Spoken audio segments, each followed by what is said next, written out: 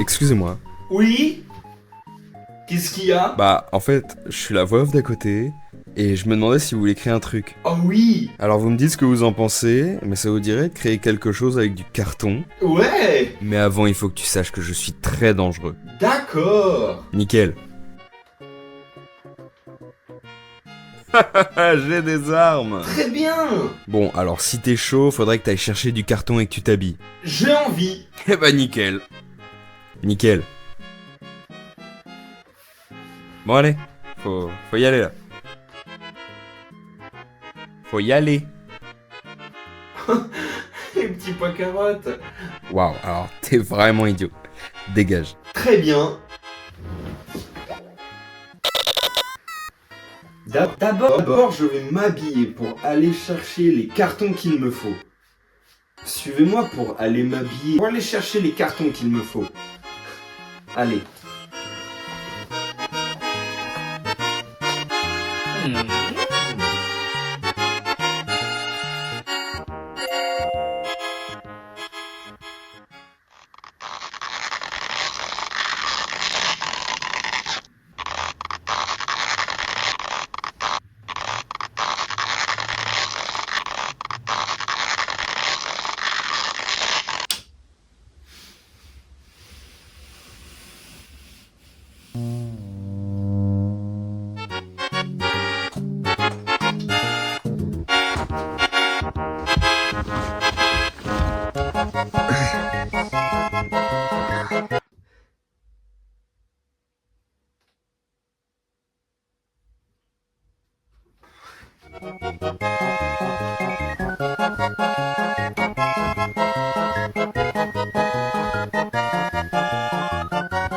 C'est bon, j'ai mis mon manteau.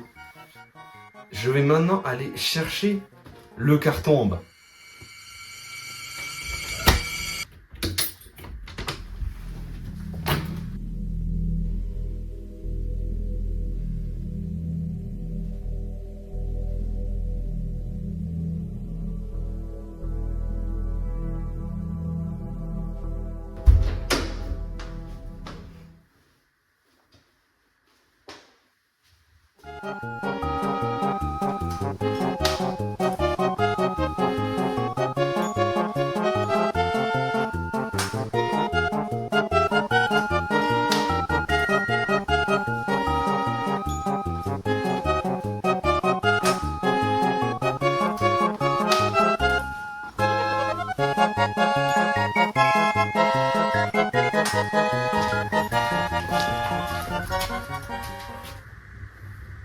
Ah, le carton.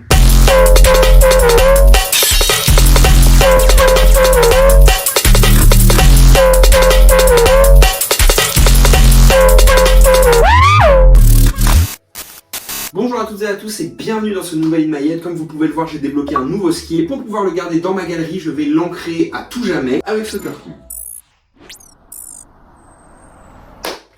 Bon alors, pour vous rajouter un peu plus de contexte, aujourd'hui on est samedi et mercredi soir j'ai une représentation où je vais devoir rester 3 heures dans un costume. On fait ça en collaboration avec mon école et 2 artistes que je vous introduirai un peu plus tard dans la vidéo. Mais là, le fait est que je vais devoir réaliser en 4 jours un skin. Voilà. L'idée est de pouvoir se faire entièrement en carton, pouvoir l'enfiler et avoir des interactions avec les objets et le public qui sera là pendant la représentation. Il faut que ça soit assez confortable aussi pour pouvoir rester 3 heures avec. On a droit à quelques petites pauses, mais bon, faut quand même que ça reste un peu impressionnant à voir, tu vois, parce que c'est quand même 3 heures.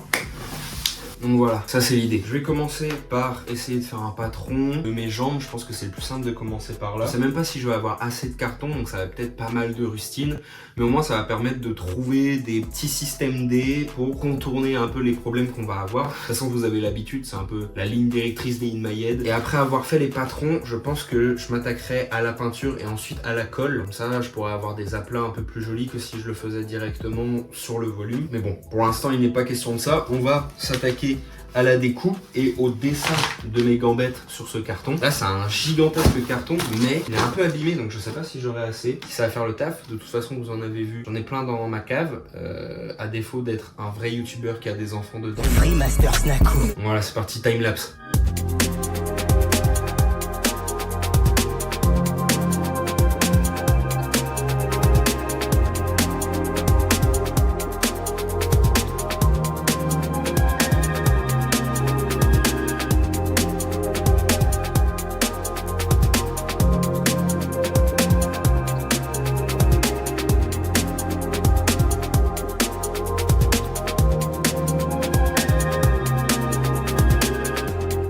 Bon alors, ça tourne cette fois-ci. Yo, il y a eu un petit problème, c'est que ça a pas filmé.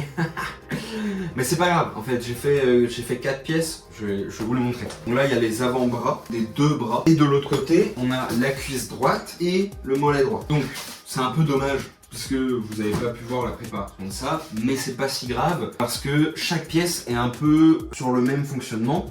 Je vais vous l'expliquer avec la cuisse, c'est le mieux pour l'expliquer. Comme vous pouvez le voir, c'est pas juste un cylindre coupé droit, il va falloir que quand vous fassiez votre forme, vous n'oubliez pas de faire en sorte que ça passe dans les interstices. Vous voyez ?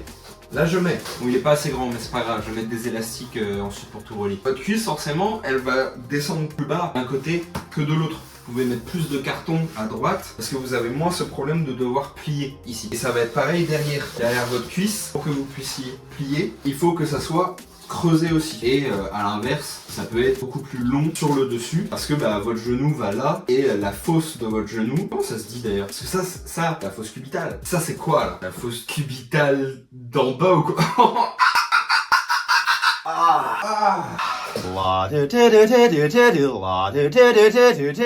Ensuite, le mollet est beaucoup plus droit parce que il y a moins besoin d'être précis. En tout cas pour ma part parce que je vais être assis. J'ai moins besoin d'être précis sur des choses qui seront un peu plus cachées. Et du coup, là la pliure elle est vraiment directe. Et voilà, donc ça c'est le mollet. Et je pense qu'ensuite, quand je ferai les chaussures en carton, je ferai un truc qui est très très carré. Et je vais essayer de faire en sorte que tout puisse être enfilé. Donc voilà, je vais vous filmer la suite.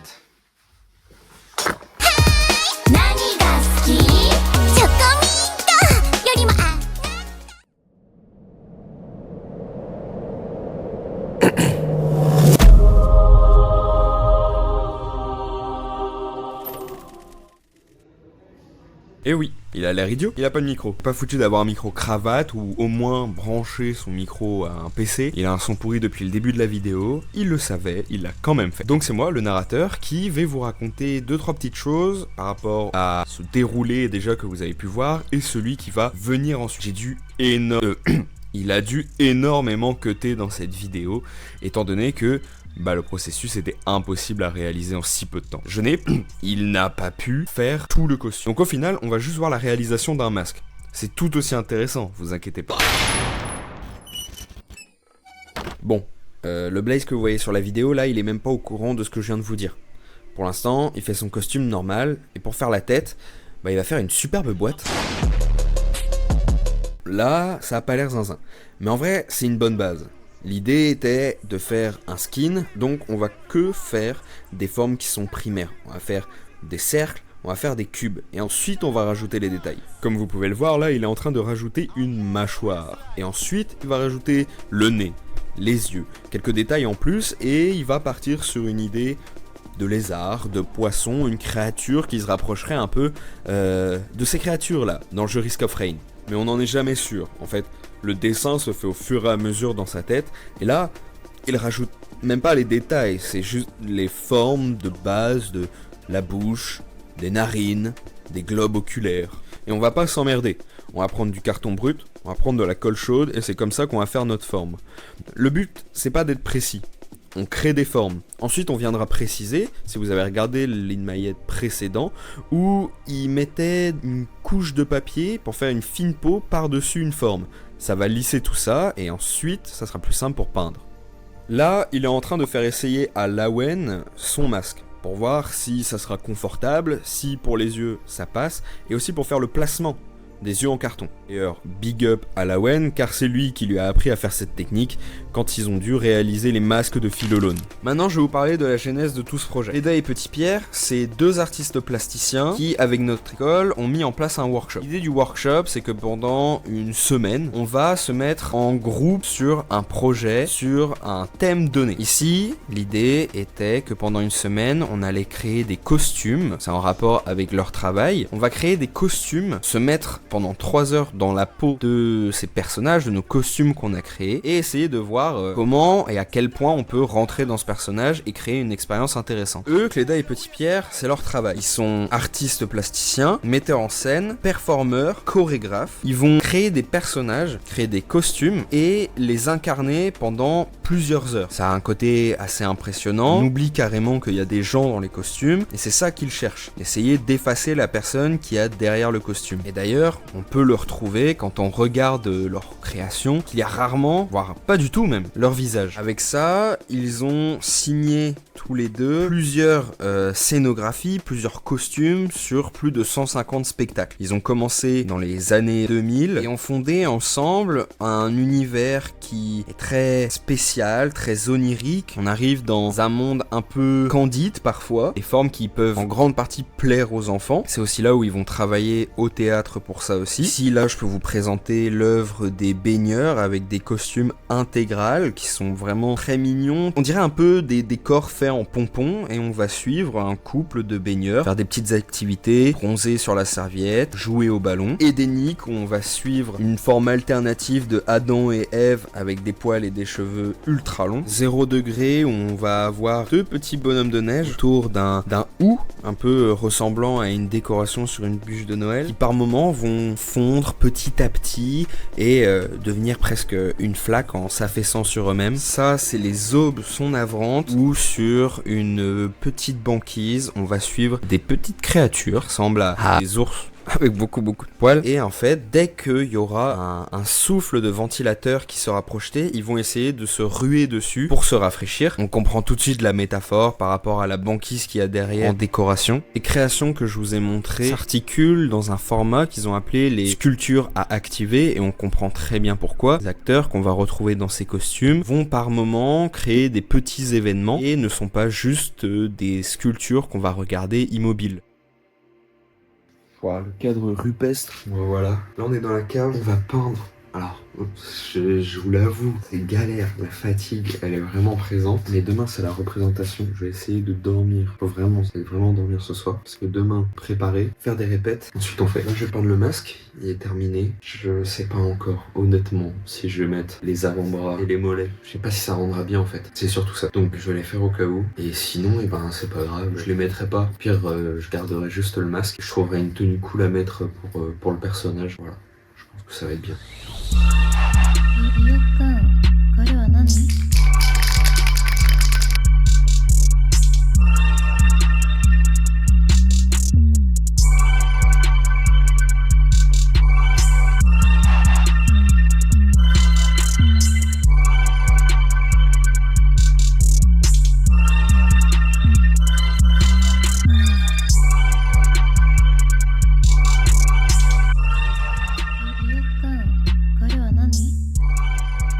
Bon, le voilà, le résultat est un peu nul à chier. À vrai dire, les couleurs sont pas dingues. Je vais repasser là-dessus avec un pinceau. Parce que là c'est pas top. Bon, de toute façon, il fallait forcément que je repasse, hein, parce que ici c'est censé être noir.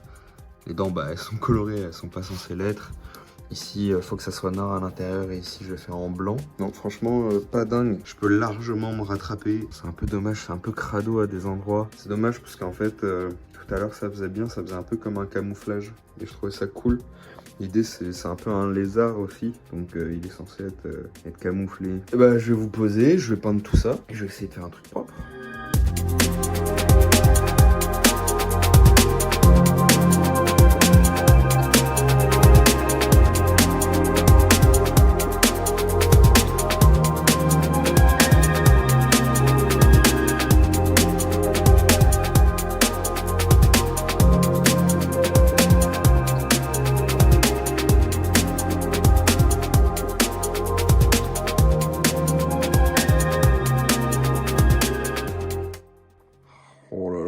Quel enfer, je vous fais pas souvent des passages facecam comme ça. Oh là là, je fais pas souvent des passages facecam comme ça, mais là c'est vraiment galère. J'arrive pas à réussir à filmer et en même temps faire le truc. C'est jamais joli, ça me plaît pas. Et même j'avance tellement pas. C'est une galère, la fatigue est tellement là. Et c'est dommage parce que je passe demain. Je vais essayer de faire au mieux. Au pire, ça sera moche. bah c'est pas grave, hein. Oh là là, bon je vous montre. On peut pas tourner. Voilà, là-dedans, j'ai rempli au spray noir comme ça, c'est un spray acrylique. Et je vais faire des sortes de pupilles à moitié jaune fluo, ça ressortira bien. Là, j'ai essayé de faire une couche. En fait, j'ai pas de noir, à part celui-là. Mais lui, il n'est pas non plus très puissant. Donc j'ai essayé d'en mettre dans le fond, ça n'a pas tant marché. Donc j'ai essayé ensuite de peindre avec la peinture que j'avais fait, une sorte de violet gris, enfin de gris violacé plutôt.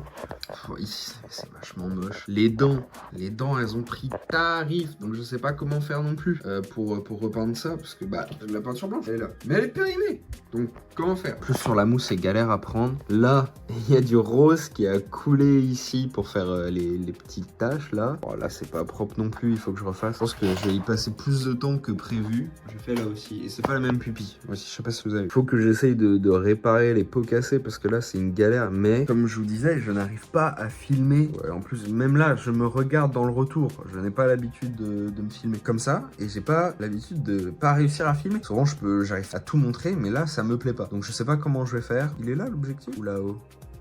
Là. Salut. Donc je pense que ça aura moins de gueule. Je pense que on va enlever les avant-bras et les mollets pour avoir une autre dégaine du personnage, un peu comme si c'était juste un casque. Je vais reposer là, je vais remettre je sais pas, ici là. Voilà. Un peu la galère. Oh là là. Donc c'est un peu la galère. Mais je vais faire de mon mieux pour rendre un truc à peu près propre. Pire c'est pas grave, hein. Le défi c'est aussi que ça soit réalisable en 3 jours. Je vais faire les trucs où je suis sûr déjà que je peux les faire, genre les pupilles en jaune fluo, ça bah, c'est bon. Ensuite c'est dans le détail quoi. Je sais même pas quelle heure il est. Y a pas l'heure. Il est minuit 32. Il est minuit 32. C'est chiant. J'avais pas envie de rester tard là-dessus, mais là je pense que je vais rester tard. On se retrouve sûrement quand j'aurai terminé, parce que ça me démoralise pour filmer là, mais c'est cool. En fait c'est un peu cool parce que là on peut parler de deadline, on peut parler de... C'est quoi le problème en fait dans ce que j'arrive pas là? Écoutez. Si c'est moche, j'aurais fait de mon mieux pour que ça ne le soit pas. À toutes.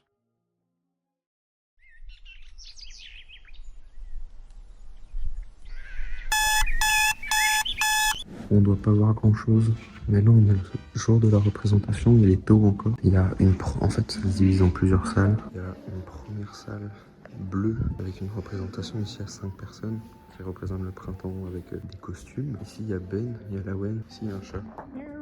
Et ici il va y avoir Ben qui va rester pendant 3 heures en costard avec un pot sur la tête et il va pas bouger. Bon il va s'endormir je pense. Ensuite juste après cette salle, il y a cette mini salle où il va y avoir Oko et Ice avec ses costumes, elles seront sur la table. Et du coup dans cette salle verte, il va y avoir quelqu'un là dans ce cercueil. Il va pouvoir bouger la cloche qu'il y a là. Il y a quelqu'un dans celle-là aussi, cette pierre tombale. Là il y a un serpent.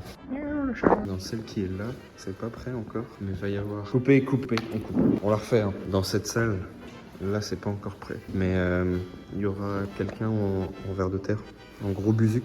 Il est là le verre. C'est un gros verre de terre. Et ici il y a autre chose, mais j'ai pas encore compris c'était quoi. Relation avec quelqu'un là, il se tienne les mains. Et dans l'autre salle, c'est là où je serai. Là, il y a de la batterie, je suppose. Je sais pas trop. Et il y aura quelqu'un avec une robe de mariée. Et là, il y aura moi.